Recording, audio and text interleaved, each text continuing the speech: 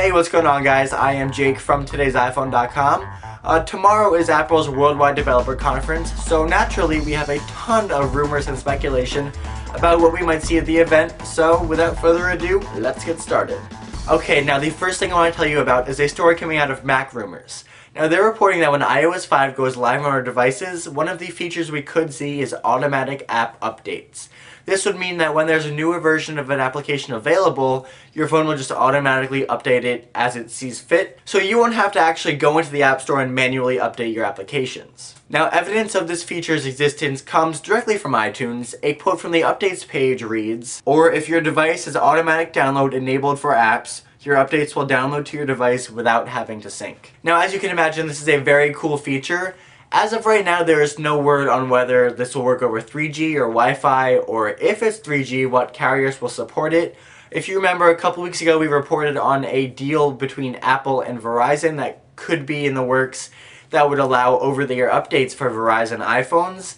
This was not on the table for AT&T at the time, so I'd be interested to see how this automatic update for applications plays into this. Okay, moving right along, aside from the automatic app updates that could be coming our way, there are a number of other rumored features in iOS 5. One of them is a greater emphasis on social networking, and with Twitter in particular. There have been reports that Twitter could be built somehow into iOS. Now this could be anything from a send to Twitter button in the Photos application to deep integration within a ton of iOS features. Now with this in mind, Robert Scoble over at Rackspace sent out a very interesting tweet recently. He claims that next week will be huge for those of us who have lived on Twitter for the past few years, and that Apple is building Twitter deeply into iOS 5. Now this could mean anything from Twitter widgets to Twitter notifications to voice-activated tweets. It's really anybody's guess as of right now, but stories of Twitter integration within iOS 5 are coming from some pretty reputable sources, so I feel like it's safe to say that we will see some form of Twitter integration in the next iteration of iOS, which is definitely a plus because it shows that Apple is focusing more on the social networking aspect, which is something that most iDevice users utilize anyway, so to see that Apple is really capitalizing on that and giving users what they want is a good thing.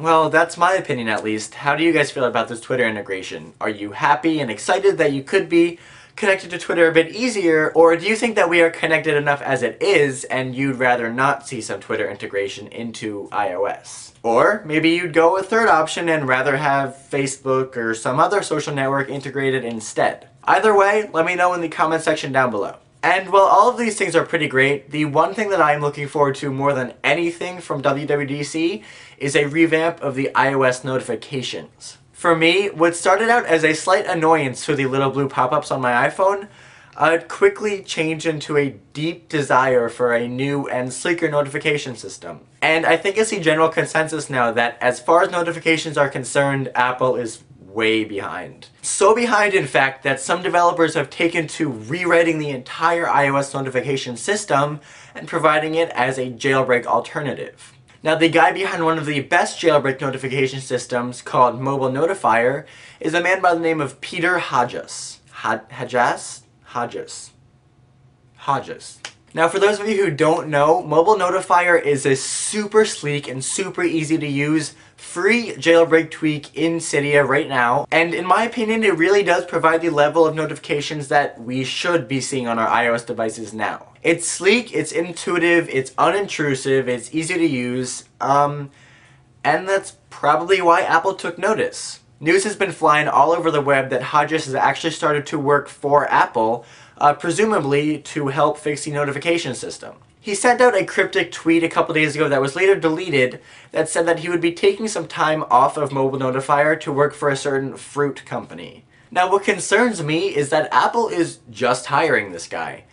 If they're supposed to have some new revamp of the notification system ready for us to see and possibly download as early as tomorrow, shouldn't they have hired this guy like months ago? It's great to see that Apple is collaborating with more unconventional iOS developers, but at the same time, I really hope that they've had other people working on this before now, because if there is no new notification system at WWDC tomorrow, a lot of people are going to be very pissed off, and I feel that the jailbreak numbers will go way up. If there is no notifications, how do you feel about that?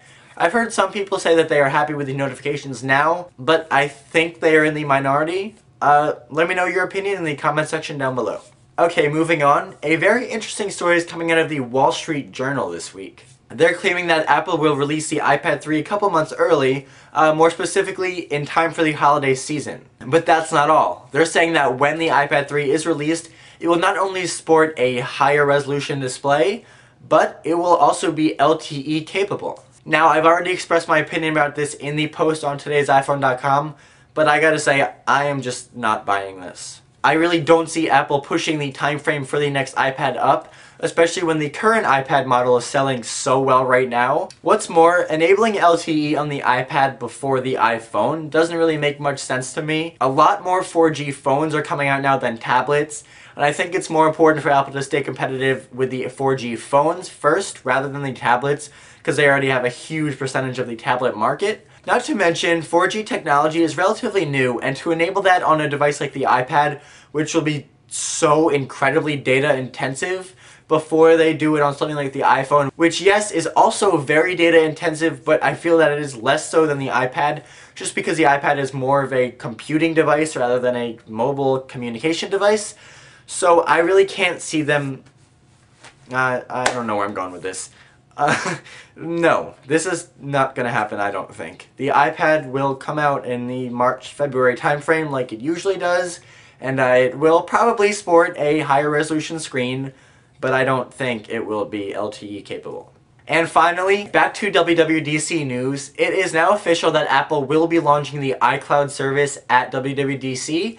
The iCloud service is basically like a online music storage thing that you can use to save your music in the cloud so it doesn't take up any memory on your device, and then you can access it from either Wi-Fi or 3G and stream your music right to any internet-enabled device. And even though we only have a couple more days, or one day now, to see the login screen for this new service, a website called Funky Space Monkey just couldn't wait and decided to leak what they are claiming is a screenshot of the login screen for iCloud. Now, there isn't really much to this. It's just a login screen, asks for your Apple ID and your password, and it has the iCloud logo. But this being WWDC season, even the smallest leaks are the biggest leaks, apparently. Now, there has been some speculation as to the validity of this leak. If you look at the iCloud logo from the leaked login screen and compare it to the logo from the publicity stuff for iCloud that Apple's been putting up, they don't quite match up. The cloud in one part is a little differently shaped.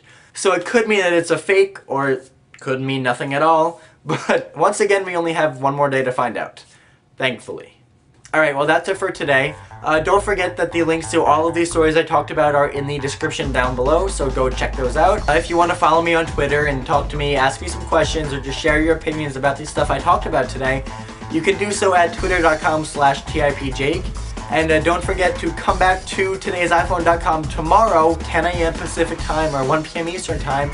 We will be providing live coverage of the event, and we will also be tweeting the major headlines on our official Twitter account at twitter.com/today'siphone.